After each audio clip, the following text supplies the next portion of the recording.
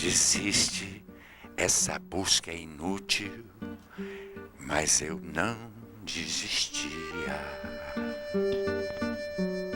O maior presente que a Patrícia e o Silvio Santos poderiam dar à cidade de São Paulo, à cultura brasileira, era romper aquele muro. Silvio e Patrícia, vamos derrubar aquele beco que 50 anos a oficina tem e acabar com essa guerra de 28 anos.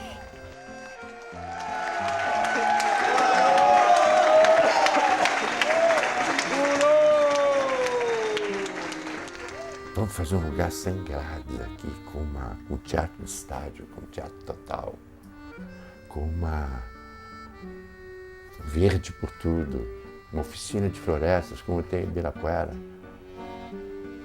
e uma universidade antropófaga, em que se estude tudo que essa era que está acabando considerou tabu.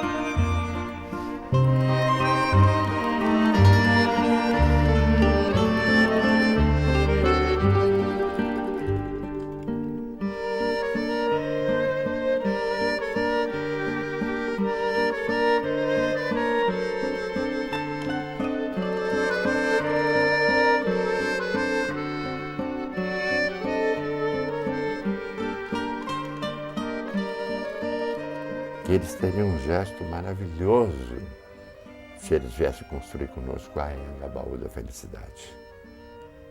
O Anhangabaú da Felicidade.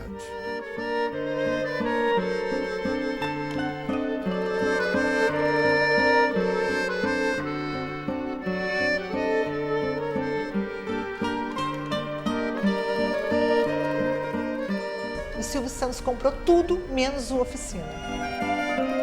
Hoje em dia, tudo depende de acordo e dinheiro. Se você tiver dinheiro, você não vai ter problema nenhum para conseguir aprovação para fazer nada em São Paulo.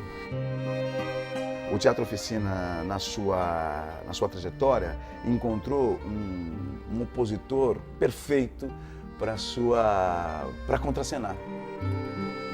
Para eles, eu sou um velho louco que está no lugar caindo aos pedaços e que está querendo segurar aquilo que está segurando o progresso. Eles acham assim. Um dia, esse castelo será meu. É engraçado, esse personagem, o Dr. Abobrinha, é evidente, nós estamos no Teatro Oficina, aqui estamos no camarim do Teatro Oficina. Quando eu fiz esse personagem, fui convidado para fazer parte do Castelo Rá-Tim-Bum, lá na TV Cultura, do elenco e tal.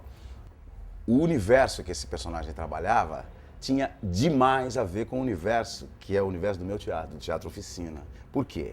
Aqui o Teatro Oficina tem um sonho, tem uma sensação, uma vontade de construir um desejo artístico de que esse quarteirão todo, ele seja preenchido com um projeto arquitetônico de teatro da universidade, um sonho para esse lugar, né?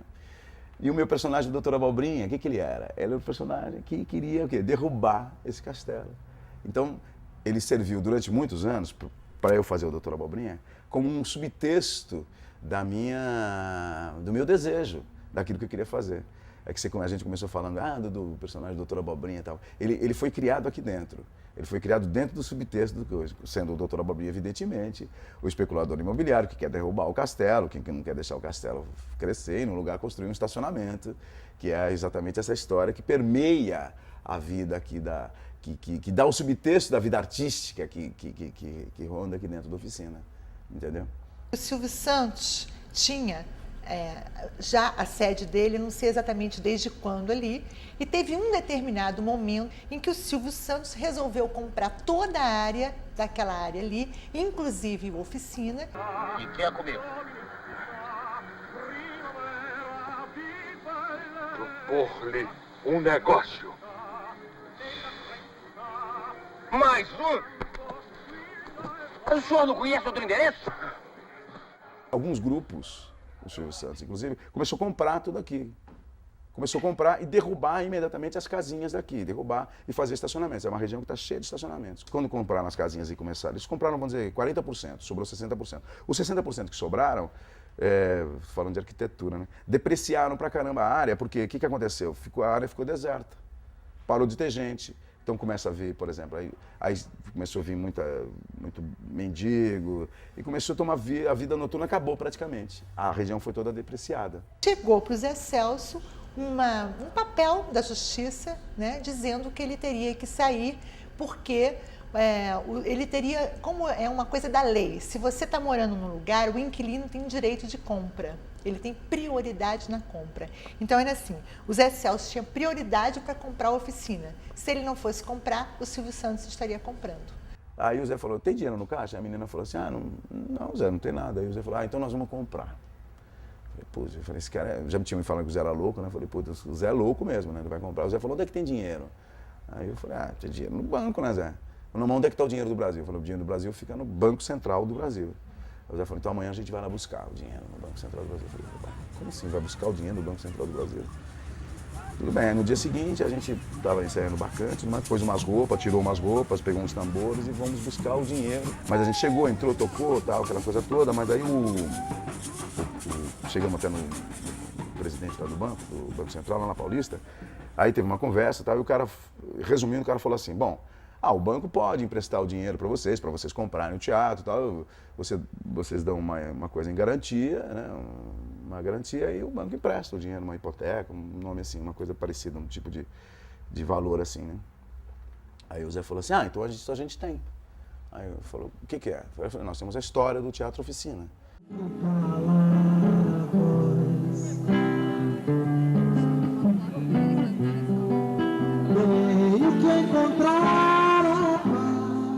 Então, Caetano, Gil, várias pessoas fizeram um show em solidariedade ao Zé para arrecadar dinheiro. Surgem os poetas de campos e espaços, duas oficinas de florestas, teus deuses da chuva. Os proprietários do prédio e outros interessados do lado do capital contra a cultura impediram que o Banco Central e a Caixa Econômica levantassem as condições para o refuncionamento do espaço, apesar de uma campanha nacional que envolveu toda a opinião pública e seus artistas mais queridos. Há 2 anos, o espaço luta sem condições. No dia 11 de dezembro de 82, o espaço foi tombado.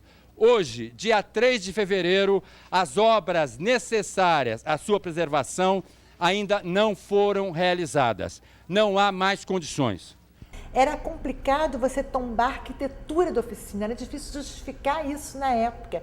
Então, se fez um tombamento, que é uma coisa muito inteligente, simbólico, se tombou uma história.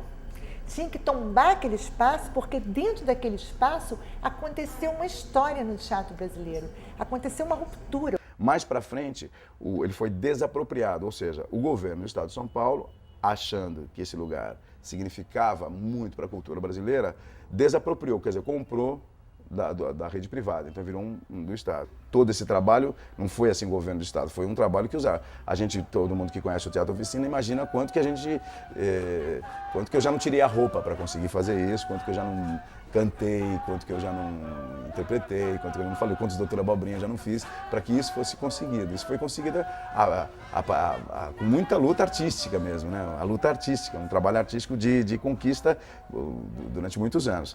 Então foi desapropriado, depois tombado, depois se construiu o teatro. Nós construímos o teatro, quer dizer, o teatro foi construído dentro de uma arquitetura com muitas cabeças que trabalharam nessa arquitetura, Lina Bardi, Edson Elito, Zé Celso. A grande questão é que o tombamento não foi feito com o entorno. O tombamento, por enquanto, foi feito pelo Condefat, que é estadual. O que o Zé está brigando hoje é um tombamento pelo IFAM, que é um tombamento federal, que são coisas diferentes. O administrador do teatro, ele simplesmente quer 200 metros do nosso terreno, acaba com a área. É impossível, cara. Não é coisa de, eu preciso de 20 metros, ele quer 200 metros. Não? Porque a grande arquiteta Lina Bobardi, ela fez um rabisco, um projeto, planejando um teatro de arena em toda a área de... E ela teve aquela ideia, mas aquilo não foi avante. Evidente que atrapalharia. Se o IFAM decidir pelo tombamento do entorno, 200 metros, acaba a área. É evidente que sim. É que diferente do IFAM, que quando tomba um bem, já faz uma normatização de valor para o seu entorno, aqui a legislação estadual estabelece um raio de 300 metros, onde tudo o que for construído ali tem que consultar a instituição. É uma diferença de enfoque. Exatamente. Mesmo no caso de vocês tombarem, não significa que vocês congelaram, mas significa que vocês coloquem em discussão a coisa. Significa que já, por pressuposto, estabelece o valor do seu entorno. Exatamente, o valor do entorno. Exatamente. A gente não diz tem um raio de 300 metros, onde tem um valor subjetivo. Não. Se diz claramente qual é o valor da pessoa. Mas que valor o quê? Valor que... Qual é o significado da palavra valor nesse seguinte, contexto da legislação? Determinados bens, o seu entorno tem uma região de ambiência que é preciso preservar para a manutenção daquele bem. Então, assim, você normatiza o entorno em função do que afeta o bem, a preservação do bem. Entendi. Quando chegou em 2001, explodiu uma coisa, porque a gente soube que tinha um projeto de um shopping já aprovado pela prefeitura para ser construído. No último dia do governo Pita saiu o Constróis para esse projeto do Silvio Santos. Foi a última coisa que o governo Pita assinou no último dia de governo, foi uma autorização para o Silvio Santos construir o shopping. Naquela época, se me lembro direito, a demolição tinha começado, ou estava começando, e tinha um projeto, existia um projeto, Júlio Naves, de um grande shopping center, e o Zé tinha a ideia de que, de uma maneira ou de outra, aquilo devia se transformar numa espécie de grande teatro, eventualmente a céu aberto, que tinha muito a ver também com o projeto dos Sertões e o que aconteceria quando ele chegaria no momento da guerra.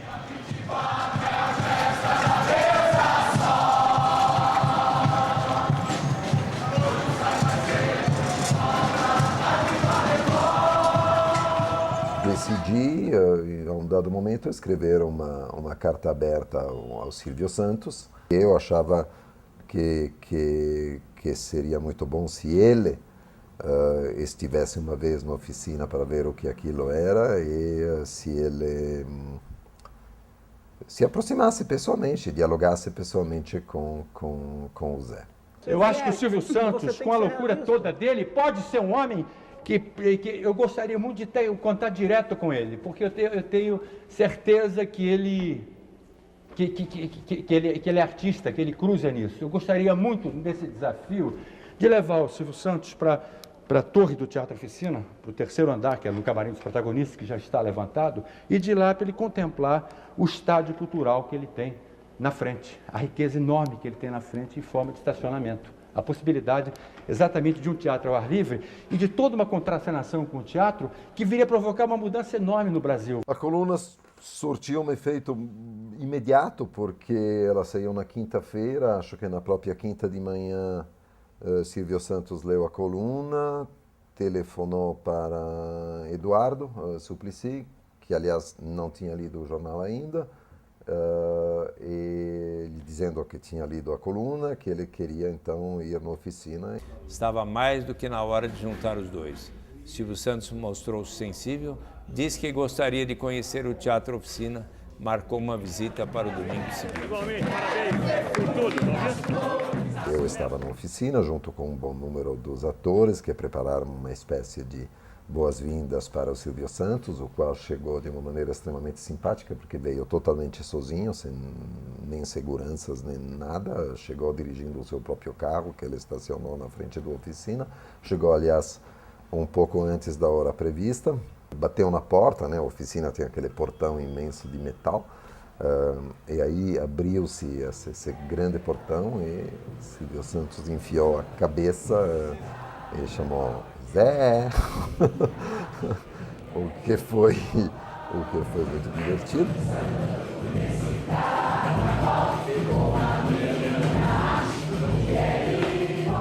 O Silvio Santos, quando entrou lá, levou um susto. Falei, mas nossa, ficou grande, hein? Coisa. Porque ele tinha uma ideia que fosse um lugar que ainda hospedados e que fosse um daqueles velhinhos que não querem deixar. Realmente o que ele achou? O Zé Celso é louco, é maluco. Meus estimados e respeitados patrões, por Jesus, Nosso Senhor do Fogo dos Corações, desde o nascimento da Pro World Corporation SS em 1958, concebido juntamente ao nosso coito, esse bando subversivo de teatro enche o nosso saco. Com o Silvio Santos, a gente não tem processo nenhum, né? Eu acho que o último processo que a gente teve foi o dia que ele veio aqui, que foi um dia fantástico. Mas tudo é mediado pelo grupo, eu acho. E esse é um grande pepino, porque lidar com um grupo, você lida com uma estrutura financeira, né?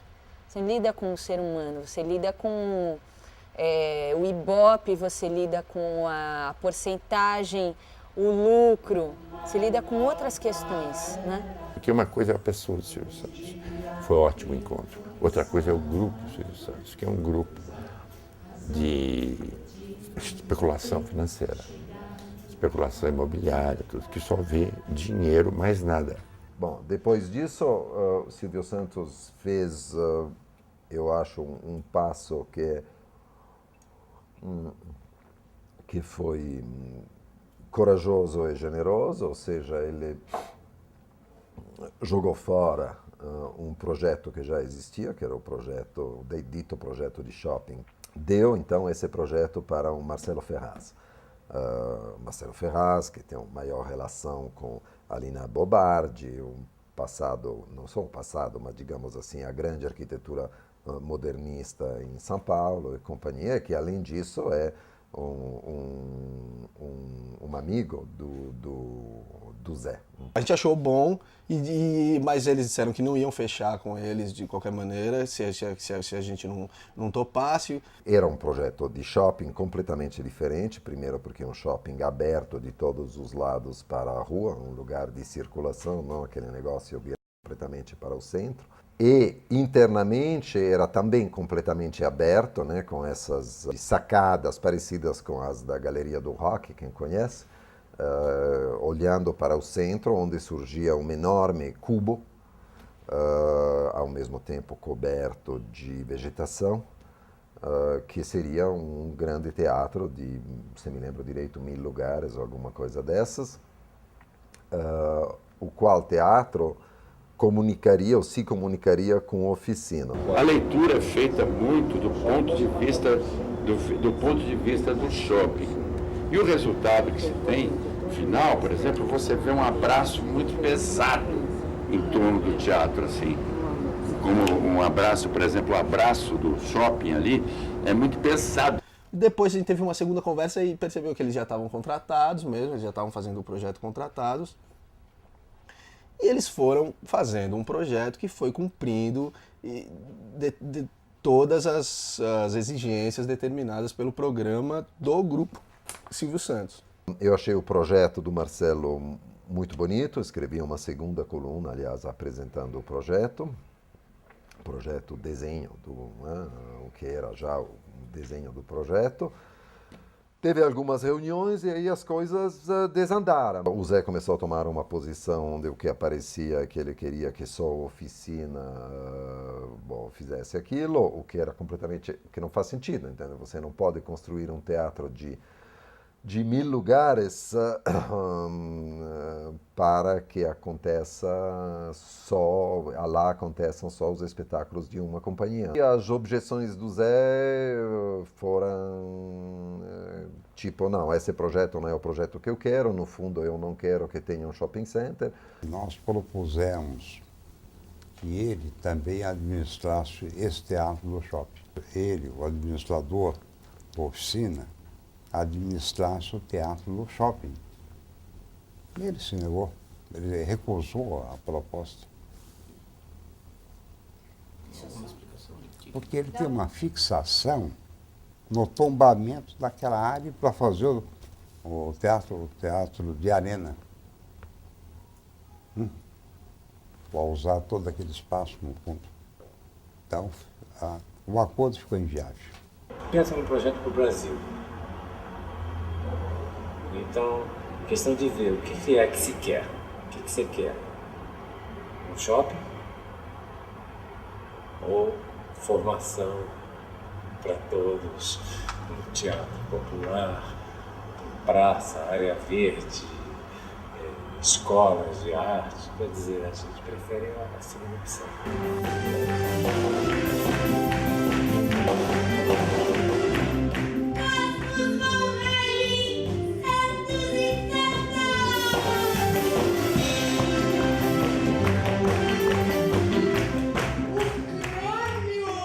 Quem perde é os moradores, o comércio aqui na redondeza, né?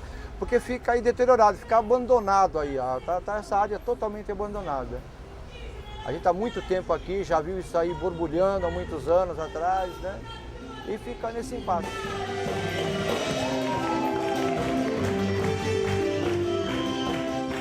Eu tinha notícia de que tinha sido tombado, foi tombado o teatro, e o Silvio Santos tinha chegado num acordo e faria um shopping, né? E fazer uma arena grande aí. E ia restaurar a área que está muito deteriorada aqui, né? Isso aí, para quem mora aqui, realmente é triste, né? Ver a cidade abandonada aqui. O Silvio Santos ele poderia ser um mecenas maravilhoso. Fazer acontecer uma coisa forte de cultura. Ele tem poder para isso. Ele ia aparecer muito no mundo inteiro. Mais do que com a televisão dele. Se ele fizesse uma coisa forte de cultura de verdade. Se ele investisse para valer.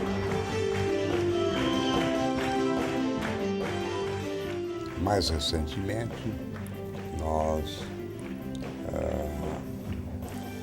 fizemos um estudo, contratamos uma empresa para fazer estudo de vocação da área. E essa empresa concluiu que o melhor seria um conjunto habitacional. Um condomínio bem feito, condomínio residencial.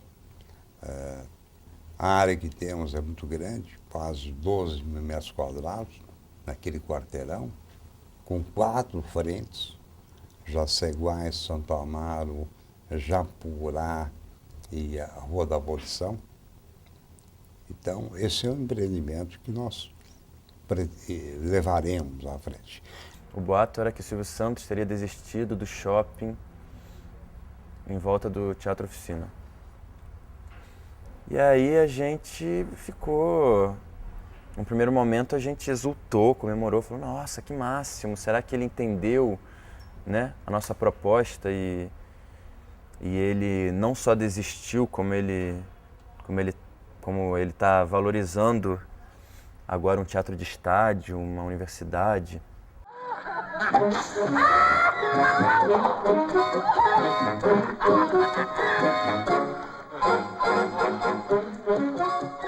Um circo, uma universidade, uma ópera de carnaval, um shopping, um bando de loja. Então, eu acho que finalmente deu um estalo ali na cabeça do grupo financeiro de que historicamente seria uma luta realmente muito difícil. Aí a gente assim, caramba, que safado, né? Não é nem o Silvio Santos, mas que grupo safado. Quando ele bota numa luta de terra por moradia, que ele tira toda a alma comerciante do projeto e ele transforma num gigantesco produto milionário que eles vão vender, mas depois que eles venderem, viram uma moradia de 700 famílias. Então ali eu acho que eles foram realmente muito inteligentes. O apoio da massa pode ser muito grande, só que é muito louco a história, como a gente vive a história, porque o cara destruiu todo o bairro, o grupo, não é o cara, o grupo. Destruiu todo o bairro, que era um bairro de moradia. Essa população que é apartamentos assim, 2 dormitórios, é numa faixa de R$100 mil, com financiamento bancário de até 30 anos. Ali podemos fazer, por um estudo prévio já que foi apresentado, podemos construir até 720 apartamentos. O baú da felicidade, não é isso? Não uma casa que eles dão, uma casa própria, o sonho da casa própria. Então, quer dizer, eles conseguiram capitalizar e virar um grupo fortíssimo financeiro a partir do sonho da casa própria do cara lá, fudido, classe média, popular, pobre, seja o que for, mas do trabalhador. Então, eles vieram e a partir desse conceito que parece que não, nós estamos enriquecendo, mas estamos realizando sonhos, né? E eu acho que o comportamento deles reflete muito essa política deles. Eu acho uma pena, acho que um shopping center naquele lugar teria tido uma função social infinitamente maior, porque não seria, sem dúvida, não seria um shopping center exclusivo, ninguém vai construir lá o shopping Cidade Jardim, era um shopping feito para as pessoas, inclusive, sobretudo do bairro, então um espaço de socialização, então não vai ser, eu acho péssimo, mas geralmente é o que acontece quando as pessoas não, sabe, dialogar é preciso saber perder. A lógica de tudo ou nada geralmente chega no nada. E o que acontece agora é isso, chegou no nada, sim. Então não tem teatro popular, não tem um lugar de socialização, não tem nada. Tá? Lá embaixo, o sol.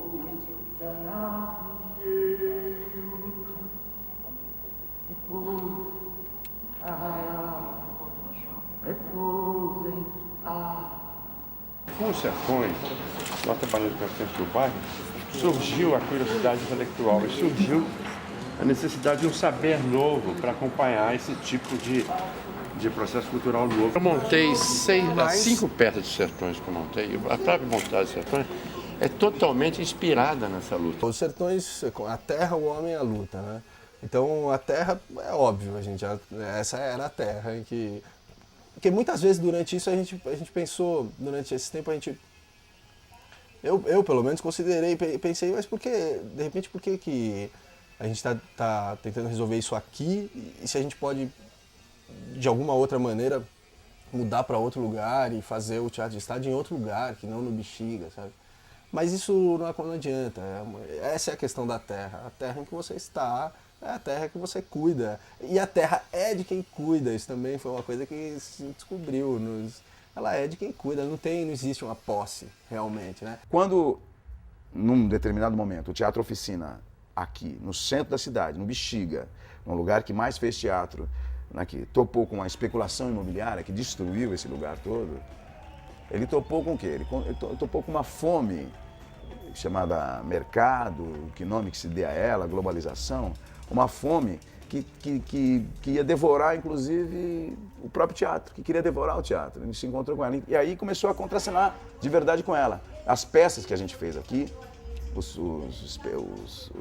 as peças que eu também fiz fora daqui, o personagem do Dr. Abobrinha, na verdade, só ilustravam esse subtexto artístico que ronda não só o teatro oficina, mas ronda a história do homem. A história da civilização é feita desse contraponto, né? Dos que querem destruir e dos que querem construir, dos que são que tem uma maneira, são maneiras de ver a vida. Eu lembro do primeiro dia quando a gente pegou o livro dos Sertões, que também era enorme, e ficava lendo texto e fazendo música em volta do piano, assim. E onde a gente foi parar, a mega produção que foi, sabe? Foi um turbilhão fazer os Sertões. Tanto que ele mexeu com cada um, assim. A gente começou os Sertões em 2 de dezembro de 2002, fazendo a terra aqui, nesse chão que era totalmente diferente. E terminou fazendo a Luta 2 em 2 de dezembro de 2007 em Canudos. Isso é, para mim, a grande mágica desse teatro, né? Porque foi um ciclo histórico mesmo, como foi o ciclo da guerra.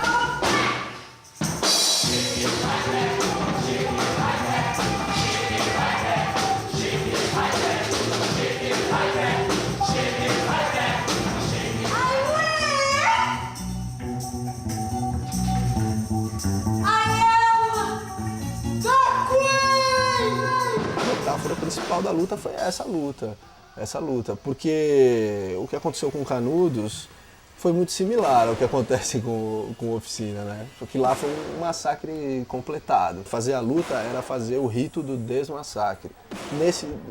O desmassacre do massacre concreto que poderia acontecer. Vamos chamar o vento. Vamos chamar o vento.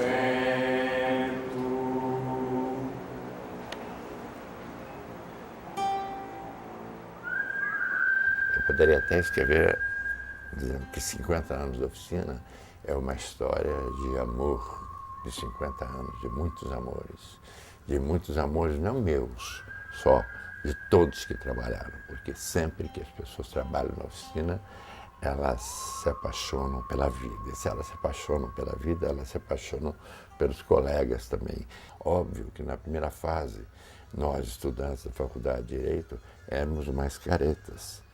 Então nós nos amávamos muito, mas no armário. Não é?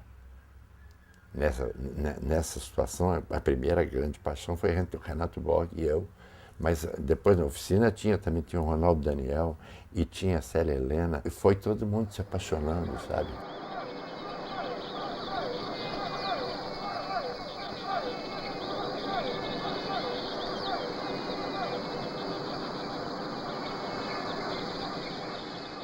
O Oficina apareceu num momento histórico muito importante, né? Para o teatro, para as artes brasileiras. Os anos 50 foram anos importantes em todos os sentidos. Quer dizer, já havia surgido a Bossa Nova, o movimento concretista estava numa evolução bastante grande, até o cinema novo já estava despontando, né? E o teatro vivia assim ainda a pequenos passos. E nesse bolo de coisas maravilhosas que aconteceram em 58 foi o surgimento do Teatro Oficina, quer dizer, aquele grupo que era do 11 de agosto, que sai do 11 de agosto e que vai lá para a Rua Jaceguai, para um centro espírita, e inaugura aquele teatro, né? O Teatro Oficina, especificamente, ele vai ter 2 momentos extraordinários nos anos 60. O primeiro, quando faz Os Pequenos Burgueses. Os Pequenos Burgueses realmente foi o amadurecimento completo da Oficina, enquanto um grupo de teatro que propunha uma estética nova, e naquele momento era uma estética realista, muito baseada no Stanislavski, que o Eugênio Kuzi estava no grupo, e o Eugênio Kuzi era um mestre stanislavskiano. Mas, de qualquer forma, eles constituíram um realismo poético de uma beleza extraordinária. O Pequenos Burgueses, além do que estava dialogando com a sociedade, dentro daquela preocupação de uma pré-revolução proletária. Foi muito interessante. O Kuznets disse assim: essa peça não vai ficar em cartaz nem 3 semanas. tem nada a ver com o Brasil de hoje, não sei, tinha tudo. Tinha tudo. Aí quando a peça veio, mas estourou. Era um negócio interessantíssimo, porque era sobre a pequena burguesia russa daquela época, era igualzinha a pequena burguesia brasileira de então, né, de 1963. Era a temática da nossa geração, o rompimento com a geração anterior. Porque já vinha, tanto em mim como no Zé Celso, um horror da mediocridade da classe média. Um pavor daquela coisa, daquele mau gosto, daquela coisa moralista, sem fundamento, né? Aquele pequeno comentário cotidiano chato. Então a gente já tinha um desejo de desmistificar um pouco essa célula familiar de classe média. Então houve um rompimento realmente com a geração, né?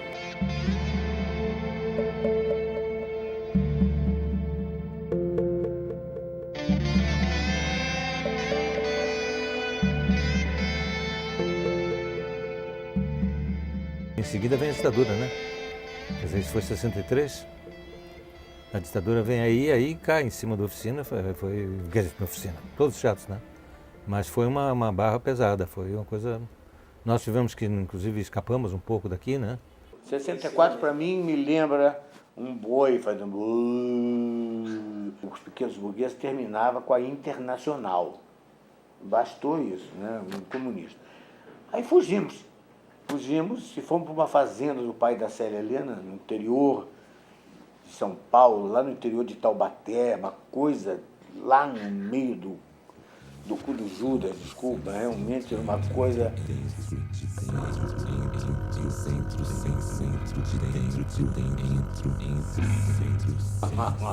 A empregada minha chegou às 9 horas da manhã, gritando desde lá de baixo, a gente morava no 9º andar.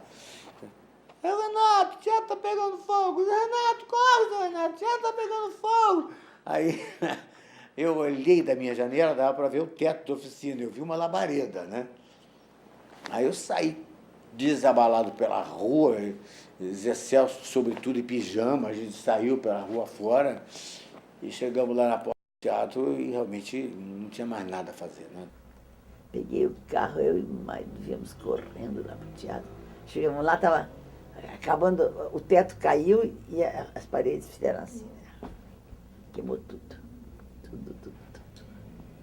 Resolvemos fazer um outro festival retrospectivo no Rio de Janeiro e construímos um teatro com a bilheteria, por incrível que pareça. Aí o teatro ficou pronto. Aí já era palco italiano. Então precisa de alguma coisa para inaugurar o teatro. A gente não estava satisfeito de fazer peças só, de tomar chá, não estava satisfeito, a gente queria mais, né? E estávamos também com uma grande nostalgia do texto brasileiro, texto nacional. E o Rei da Vela surgiu assim, quer dizer, eu peguei esse livrinho meio com medo de traça na estante da minha casa e li o Rei da Vela e fiquei de boca aberta, porque ele falava de uma forma que eu nunca tinha ouvido falar, nem em peça política do Arena. Você acha que Nova York teria aquelas babés vivas e arranha-céus e as 20 mil pernas mais bonitas da Terra se não se trabalhasse para Wall Street, de Ribeirão Preto, Singapura, de Manaus, a Libéria? Eu sei que eu sou um simples feitor do capital estrangeiro, mas eu não me importo. E é por isso que eu tenho uma lancha, uma ilha, e você, meu amor. A tal bola que o Oswaldo de Andrade pulou os meninos da geração deles, eu vou jogar essa bola para outra geração, porque vocês vão pegar. E pum! E a nossa pegou. E aí estreou o Rei da Vela, dia 13 de dezembro, que é o dia do AI-5. Que foi um ato que caiu em cima da cultura. A montagem do Rei da Vela foi uma coisa marcante. Foi realmente um episódio extraordinário no teatro brasileiro. Né? Uma peça de uma repercussão inacreditável. Viajamos com ela depois até posterior, né? Fomos para a França, inclusive, né? Chegamos a fazer o espetáculo na Itália, na França. E o Zé Celso descobriu no Rei da Vela essa coisa, essa variedade muito grande, o tecido poético da peça, era composto de gêneros muito diferentes. Tinha ali a ópera, tinha o teatro de revista, tinha a comédia, tinha o drama, tinha tudo naquela peça. E ele teve assim uma capacidade de gênio de enxergar tudo isso e de transformar tudo aquilo em matéria cênica. Então, O Rei da Vela foi realmente a primeira grande revolução do moderno teatro brasileiro. A primeira coisa que eles fizeram foi uma castração. Quer dizer, tinha um boneco que era a réplica do meu personagem, Abelardo I, enorme, do tamanho e da altura do teatro, que tinha um canhão entre as pernas, que eram falos, né, que iluminava de vermelho aqui, e cada cliente protestado do usurário, que era eu, o boneco levantava o pau e liquidava, né? Aí um dia parou um carro da censura, eles entraram sem dizer nada, botaram uma escadinha, a gente olhando, eles subiram, chegaram lá, clac, arrancaram o pau do boneco, levaram o pau do boneco, puseram dentro da Kombi e foram embora. Aí o cara virou-se para mim, tudo bem, pá, nós temos ordens de Brasília para levar o membro do boneco. Ai, eu quase morri de ver o membro do boneco. E aí a gente foi atrás, vamos lá. Né? Fui o Zé Celso, Fernando Peixoto, e outro atrás do pau do boneco, chegamos lá, mas o senhor não pode devolver o pau, não sei o que, aí ficou aquela loucura. E aí disseram, tá bom, assina um termo de que o pau não levanta mais. Era a resistência possível que se fazia naquele momento a um estado de coisas muito grande. E uma resistência que isso eu acho bonito do tropicalismo, porque até então existia uma resistência que era aquela coisa de ou branco ou preto. Você entende? Ou você é da direita ou você é da esquerda, né? Você tem que optar, ou você vai levantar a bandeira marxista, ou então você é da extrema-direita e está junto com os generais e essa coisa toda. Então, era muito difícil você viver dessa maneira maniqueísta, né? Ou é isto ou é aquilo. E o tropicalismo abriu um continente todo, uma perspectiva para o homem brasileiro muito, muito maior que isso.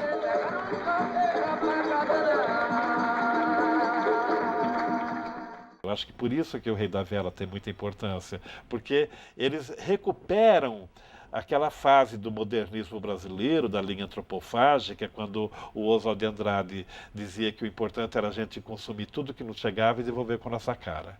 Eu fui de 69 a 72 tentando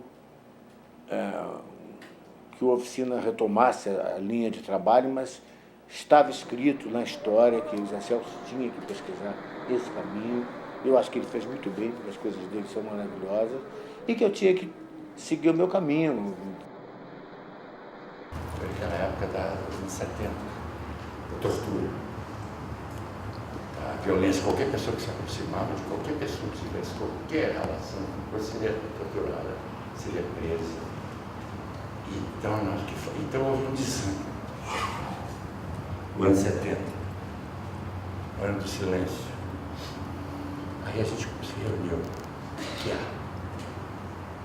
a gente continua um desejo. Quando começou o Oficina sendo transformado mesmo, as paredes sendo derrubadas, nós fizemos um vídeo, eu me lembro perfeitamente, a gente passou o Réveillon de 82 para 83, amassando uva, passando o Réveillon dentro dessa oficina que iria ser transformado. O Teatro Oficina é um projeto da Lina Bobardi, que ele é incompleto, né? Ele é, além dele ser uma obra de arte e de virem estudantes de arquitetura do mundo inteiro só para entrar e conhecer o projeto, ele é também um grupo, uma companhia de atores, atuadores, pensadores que estão pensando as sociedades, que estão pensando filosófica, poética, política, ideológica e musicalmente a cidade e o corpo humano, e nós. O Bexigão começou em 2002, a gente ainda tinha uma comunicação maior, ou aparentemente maior, com o Grupo Silvio Santos, e eles entregaram um projeto do shopping para que a gente mudasse a estrutura, o que a gente não queria. A gente teve uma reunião aqui e a gente falou, não, a gente não quer mudar o projeto, a fachada, a gente quer mudar tudo, a gente quer que essa verba seja revertida para um centro produtor de cultura. Os Sertões foi que obrigou a oficina a trabalhar com as crianças, com os jovens do bairro. Porque a gente descobriu que os sertanejos mais próximos eram os sertanejos que estavam aqui, vivendo aqui no bairro. E a gente começou a trabalhar com eles, e aí veio uma cultura do lado deles, uma cultura do nosso lado, que houve essa troca, e o Bexigão surgiu por causa dos Sertões.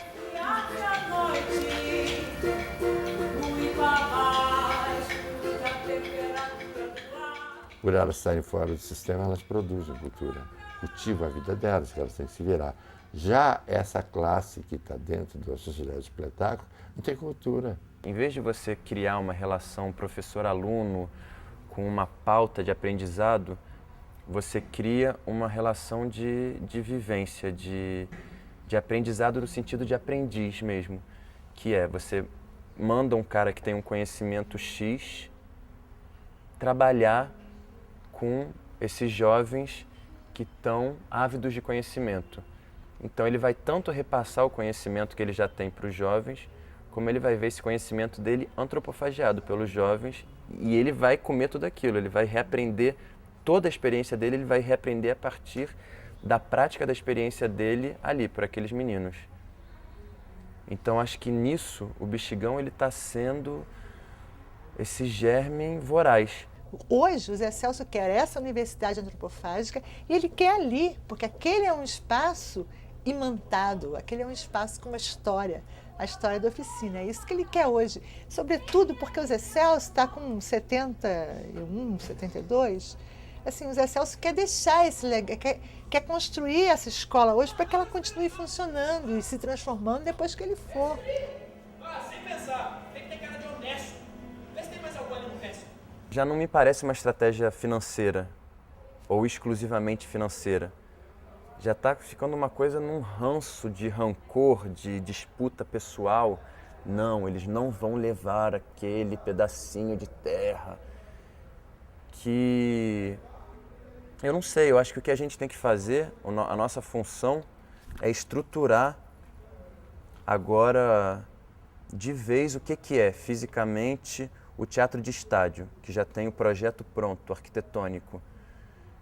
Agora, a Universidade Antropófaga. O que seria a Universidade Antropofágica? Um lugar, por exemplo, onde a mitologia africana, a mitologia indígena, a mitologia grega tem o mesmo peso no estudo. Onde você abra o seu horizonte para olhar o mundo. Eu vejo muito esse complexo do Anhangabaú da felicidade como uma coisa única e absolutamente plural, porque estão todas ligadas a esse pensamento do corpo, cidade, corpo, e ao mesmo tempo é um puta complexo de 2 teatros, uma universidade, uma oficina de floresta, uma ágora que serve tanto como espaço para show musical, para festa, para discussão de problemas do bairro, para, para debate de vereador, por que for. É de uso público.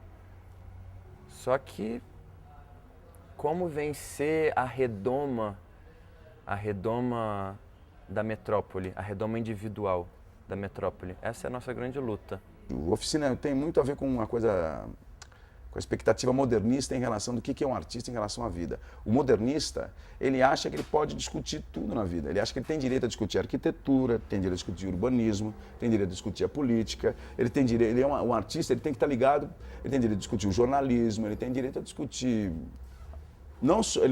Ele não é um homem, como se diz, fechado, ligado, amarrado ao âmbito da arte, aos costumes, ele pode discutir os costumes. Ele não está ligado, ele não é um arte pela arte, ele é muito mais do que isso. A partir desse conceito antropófago do Oswald de transformar o tabu em totem. Eu só acredito em quem aceita seu corpo, aceita seu prazer, aceita seu direito à vida, né? O maior crime é a arte. E a maior arte maior crime. Arte na revolução. E ela não precisa de comandantes. Agora não mais como antes. Revolução não precisa de comandantes. A grande tentativa mesmo da direção do Zé é essa, que as pessoas entendam como se vive o presente mesmo. O seu texto, ele tem que dialogar com aquele espaço, e ele tem que dialogar com aquela plateia e o aqui e agora. Do jeito que o Zé faz teatro, faz sentido você ir naquele espaço. É um ritual, é uma comunhão. Você está ali junto com aquelas pessoas estão junto com você. É um momento único, uma experiência daquela noite, daquele lugar.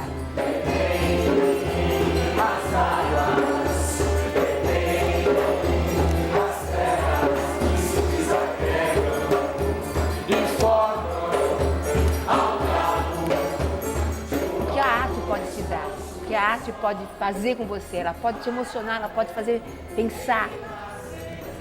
Eu não acho que ninguém que assiste um espetáculo dentro da oficina saia do jeito que entrou. É impossível. Eu posso lhes dizer que assistir essas peças de teatro foi como que abrir uma janela a mais da minha descoberta das coisas do mundo. Então, com 71 anos, orgulhosamente plenos de criatividade, talvez o período mais forte da minha vida. Ele não é um professor, né? A didática do Zé é a didática de ser o que ele é. No fim, você vai aprendendo por observá-lo. Ele tem ótimos discípulos. Quer dizer, todo mestre tem seus discípulos. Né? Eu acho que a gente tem que fazer isso. Tá o tempo inteiro discutindo e atualizando o nosso projeto, mantendo ele vivo e atual e urgente e necessário e contracenando com o corpo da cidade, do ser humano, e tentar abrir a discussão o máximo possível. Eu acho que esse teatro propicia a eternidade no sentido do que é importante para cada um de nós. E o teatro é uma coisa muito seguinte, ele, como candomblé, né? Ele passa de pele em pele, de mão em mão, de corpo em corpo. Me confundem muito com um personagem messiânico, que eu não sou. Ele realmente é igual ao sol. Ele morre e nasce todo dia. Então ele chega aqui sempre com outra pessoa, com outras coisas. E você se renova nisso. E aqui em São Paulo é o único lugar do mundo que a nossa morte é decretada todo ano. Nesses 50 anos, então, nossa, eu sinto no ar assim um desejo de morte em cima da oficina, porque São Paulo não pode admitir que um grupo fique vivo 50 anos e com a vitalidade que ele tem, tocando nos tabus, mexendo com a nudez, provocando, sendo belo, sendo grandioso. Você consegue ver o que está escrito aqui? Ó. Que é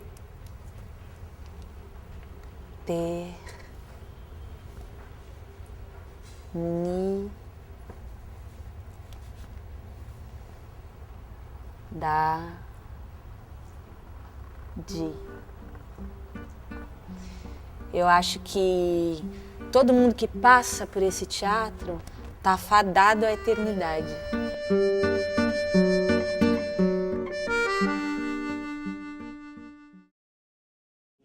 Não faz cara feia, não deixa a flecha cair. Tupi, tupi, oh nó tupi, tupi, tupi, oh nó tupi. Não sei se vou, não sei se estou, não sei se fico, nada ainda explico. Nessa frase eu anoto tupi, tupi.